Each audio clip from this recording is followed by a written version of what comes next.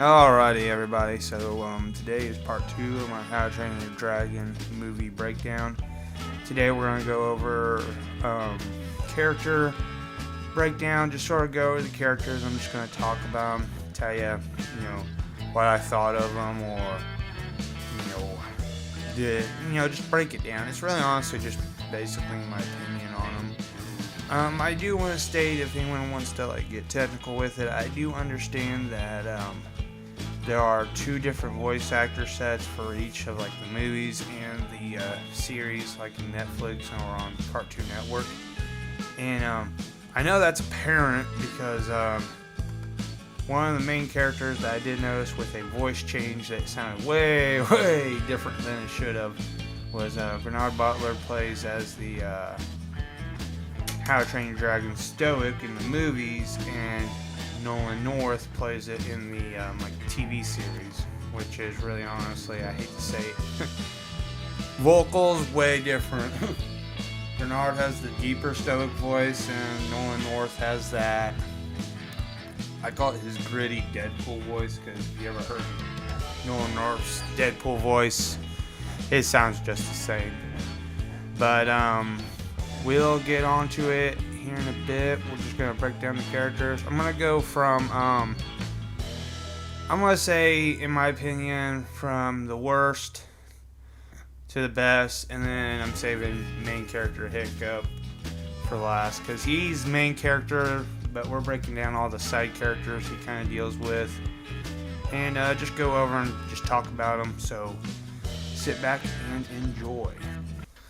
Alrighty, starting, first off is obviously Snotlout.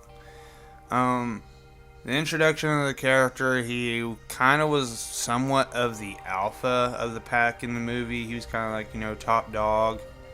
Him and Astrid, throughout the whole entire movie, were kind of always projected as the top 2 Vikings, I guess. Probably because of their spirit, They both wanted to fight. They both wanted to kill a dragon. But also, I think another reason why Snotlout does it, well, it's obvious why he does it. He's also after Astrid, trying to always impress her throughout the movie. One thing I do gotta say is he's the roughest on Hiccup on a lot of topics, so it's obvious that, the relationship between Hiccup and Snotlout before this movie was always Snotlout's the jock and Hiccup's the nerd. It's kind of weird, but walking into the scenario, it's just like your everyday high school scenario. You got each person that plays a part, or what part they play as, and Snotlout obviously is the jock of the 2, or the whole entire group too. Out of the 2, Hiccup and Snotlout, he's always going to be the jock, as I always see it. But I don't know, the character. What I like about the character towards the end, though, I would say, is you kind of get to see his true colors, and he is kind of just a pitiful little character. He gets scared of the dragons, So, when they're trying to show him how, hey, we gotta ride these dragons to catch up. It's all part of the movie. That's all I'm saying. If anyone wants to know how I'm talking about these characters and basis, it's always going to be in the first movie, and not with all the other stuff added into it. But, it was kind of neat because when he did get paired up with his dragon, which he calls Hook Fang in the movie, the characters show a lot of commons. They're hot-tempered, they're very, it's my way or no way at all, and it was kind of a good setup with the dragon. So it's I would say, very good setup.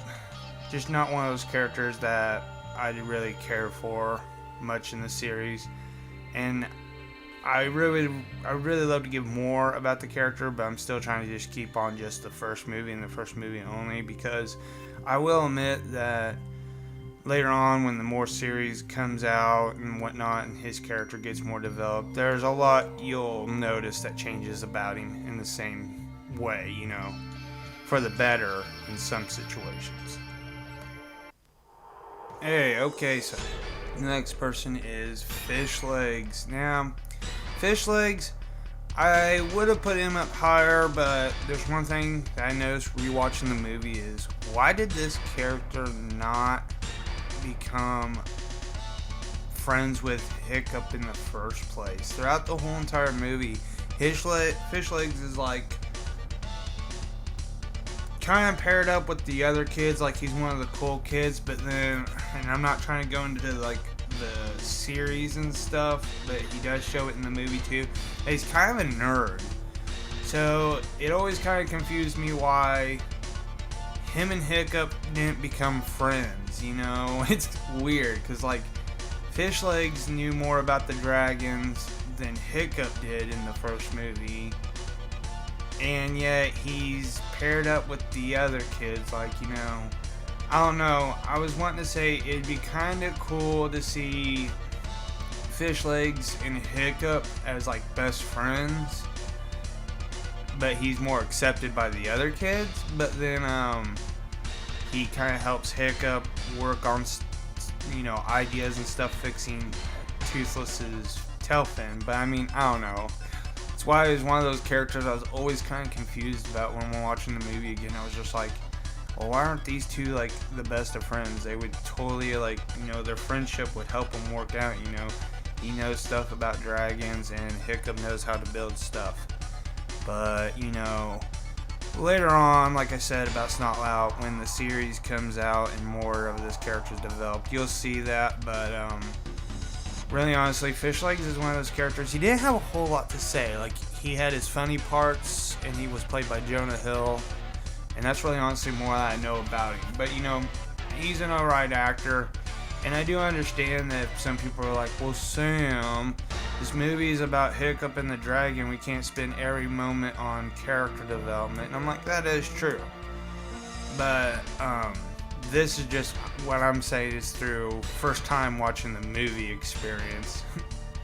And I mean, it's just like, he was one of those characters, it's like, I always kind of like, when I watched the movie, I was just like, why aren't Hiccup and Fishlegs friends in the beginning? Because it's just kind of weird that Hiccup's kind of like a loner, and even like the most nerdiest guy can't be friends with him. That's what I'm saying. It could be also because if we're talking about Vikings, most of the time if you look tough, like Snotlout, strong, I mean, Fishlegs is a pretty big person, so I mean, that's probably why he was more accepted by the other kids than Hiccup. Poor Hiccup, just a stick. That's what it probably melted down to. Alrighty, I'm going to knock these two out at the same time. So yeah, I'm going to talk about Ruffnut and Tuffnut. Okay, I get their characters. They're goofy, they're funny, and excuse my language, but growing up later on, I kind of seen them in a high school scenario if they were like, you know, the two stoner twins or something like that. Sorry if anyone gets too offended by me for saying that, but it's like, kind of growing up now watching them, yeah, they are totally the fucking stoners out of the high school setup, because this is how I'm seeing all these characters. It's just high school. It's high school all over again with this movie, which is really cool because they pulled it off with Vikings and they kind of just did it right. But I placed the twins a little bit higher because it's really honestly, these two get a lot of characterization in the movie without being in it all the time. And that's one thing I enjoyed about them. They're just funny, they're comic relief. Everything they do is all stupid or just funny as hell. And I always enjoy their little bits they have. One thing I can really say is I do kind of relate to them in a way because this is kind of how me and my sister are. We're just like the two twins. If anyone didn't know, I do have a twin sister, but we're a year apart, but like we look a lot alike in the face. But that's one thing I just loved about it. It's like, that's one thing about the movie is like there's so many different areas I can relate to in the movie, and it's like this is one of them yet again I related to just because of the fact it's like, yeah, I know what it's like to have a twin brother or sister, and it's like we know kind of how like we interact with each other, just goofy, funny, just, you know, like regular twins. It's always funny watching these two interact. That's why they both ranked up higher in my bracket. I love the characters. TJ Miller, he's a comedian that I know of who plays in it, so like when he plays as Tuffnut, it's just funny as hell. Like some of the shit he says in the movie, it's like that's probably what I would say as a joke. But anyways, that's it for them. Alright, next person up is Astrid. Astrid, I'll try to say it right. Sorry, sometimes I say Astrid, but my bad. Anyways, this character, what can I really say? When I seen her in the movie, I took her as face value. If this was a high school scenario, Hiccup being the loner, nerd, obviously Astrid is the cheerleader of the whole entire group, and you know, it's kind of how they played her out. Her costume really reflects that. You know, looking back now, a lot of these characters, you know, do really reflect a lot of the high school scenario, and Astrid is definitely the cheerleader. She's top female, you know. Poor Ruffnut. That's gotta be kind of rough. That's one thing I kind of noticed in this scenario, but you know, Astrid is also, she has the mindset, she's gotta be the best. She's gotta do what she's gotta do to get to the top, and she trains a ton. So, you know, yeah, she kind of plays as the ideal girl for the main character. She is the main love interest of our main character. But at the same time, she does get a lot of character development. You know, you don't just see her as what some people would say a pretty face in the crowd. She's tough, she's skilled, she throws an axe around like nothing. She's tough, she's got speed. And that's another thing in her character that, you know, it's real enjoyable to watch, is that she lets people know that she's not to be easily, you know, taken. She can fight her own, which she does. And she shows that a lot in the series. She also backs the main character up, Hiccup, which is really great, you know, in a way. And I thought, you know, it's a really good character. I was pretty happy with how they kind of portrayed her. She's very no nonsense, so that's really great. Another thing is when towards the end of the movie, Hiccup is kind of like doubting what he should do next or what he should do, you know, she does come in, saves the day, and just sort of says, you know what, you're the first to ride the dragons. You know, that's pretty amazing in my book. And then Hiccup realizes, okay, I know what I have to do. So her character isn't just the pretty face. She's also, you know, a supporter of what Hiccup's doing in this movie by training the dragons. And it's a really good character development too. And she has plenty of screen time that you actually get to know her pretty fast and understand what she's all about. And that's why she tops higher up than most of these side characters. Now I know you're all asking, what the hell? Gobber plays higher than Astrid? Well, you know what? Here's the thing.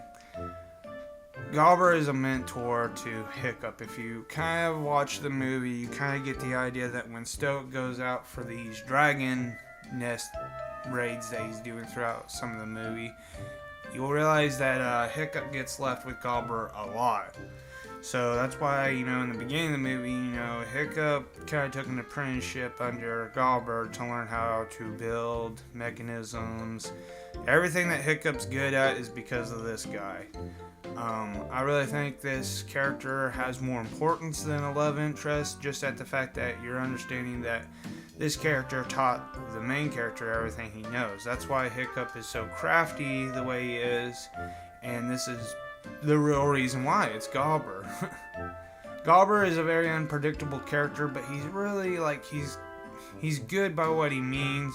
It's hard to, you know, understand where he's coming from. Yeah, and sometimes Gobber comes off crazy, but it usually works out for the best when Gobber does what Gobber does. I'm just saying. That's kind of what I love about the character. The character also reminds me of some of the people I've worked for in the past under apprenticeships. And what I mean by that is it's basically, I used to do carpentry and roofing, and that's kind of like, some of the people I've met through doing that, I seen some of like Gobber in them, good-hearted people just wanting to teach you a trade, and you develop skills from that. So, it does come in a big help when you have somebody who's a mentor to you. And that's why I placed Gobber over Astrid any time of the day. Alrighty, I saved the last two just to sort of talk about, because here we go.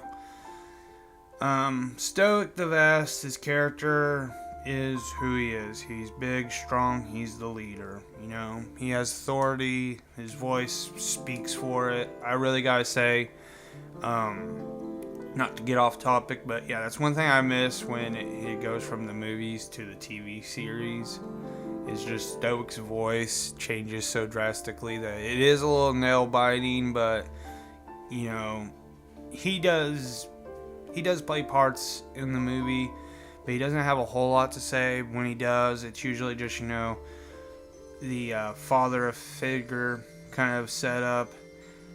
And with Hiccup, it's, Hiccup's the main character, and we get to know him throughout the whole entire movie. And their interaction is obviously they are two different sides of the coin, and they're trying to meet in the middle. It's like they're really trying to see eye to eye, but there's so much obvious difference between what Stoic was like growing up to what Hiccup is like. You can tell throughout the whole entire movie that these two are bipolar opposites, but they have one thing in common, and is they do strive for greatness. Stoic does have a part in the movie where he says, my father said, I could split mountains, and he talks about, I think he said he headbutts the mountain, and what it do? It split. That's what Stoic says, or a rock or something. Like, he hits his head against a rock and it splits. But it was kind of crazy. But it's like, Hiccup is obviously the bipolar opposite to Stoic in every way, but Hiccup's main goal is to always, impress his father. He really wants his father's approval, and it shows a lot in the movie, and I think it comes off in a great way. Another reason why these two rank up higher, obviously, is because one particular reason is this movie really did hit hard with me and my dad, because that's kind of like how our relationship was. Is like we were two different sides of the coin, and me and my dad, we got along really great, and it wasn't like a strenuous relationship. It was very very common, but we always kind of tried to like see eye to eye and get each other's approval of like what we were doing with our lives. My dad was like that with me. He did the best he could for our family. He always tried to do the best for our family, and that's like what I've seen a lot in Stoic, was like he's trying to do the best for his village and his his son, and it's like that's where I really see the similarities with Stoic and my dad. Is just like they're very caring people. It's just they have to throw this demeanor that they're very strong and they're very tough, and they can take on any challenges that life throws at them. And I gotta say, there is one scene in the whole entire movie, and I hope YouTube doesn't block me for this, but I'm gonna play it real quick, and then I'm gonna talk about it a little bit more. I almost gave up on you, and all the while you were holding out on me. Oh, Thor Almighty! With you doing so well in the ring, we finally have something to talk about.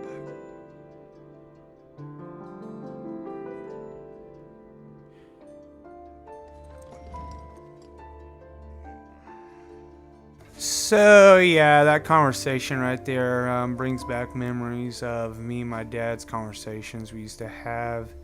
What was kind of funny about this was my dad was pretty proud of me when I was working at a particular restaurant that wasn't giving me the hours, and I just up and quit. and then got a job at a warehouse and got promoted to load captain at the job. This is kind of like my dad's reaction. You know, he was happy that I was working a real job, because my dad had this mindset that if you aren't lifting and picking up heavy stuff, you know, my dad had a very Viking like exterior on him, and like that's how he was. He was just rough and tough. But to him, he just basically was like stoic, and that's one thing that was just like the conversation. They were just kind of like, yeah. I was like kind of a little overwhelmed when I got the promotion and didn't know how to think about it. But when my dad heard about it, he was uber proud, and I didn't really know how to really speak about it or feel about it. So it was like, that was kind of like me and him's kind of conversation. Sometimes it just got kind of like silent and awkward. But when we seen the movie, we kind of chuckled, and we both looked at each other, and we knew that yeah, this is kind of like what our relationship is. But I mean, you know, me and my dad did get along really well. We were really close. But that's just one thing about this movie that I gotta say I still love about it, is just how it hits on so many topics with me that I can enjoy it. And it's a really great movie. And my plan is to, the final part, which will be part 3, is just to sort of, I want to go over the movie but not give it all, but like do a full pleasure review, but just sort of reminisce and talk about it, and talk about a few things like pros and cons. But you know, this right here, what you just watched, is me just breaking down and talking about the characters in different views and ways that they relate, or how I relate to them. So thank you all for watching, and have a nice day. Please like, comment, subscribe, tell me what you think.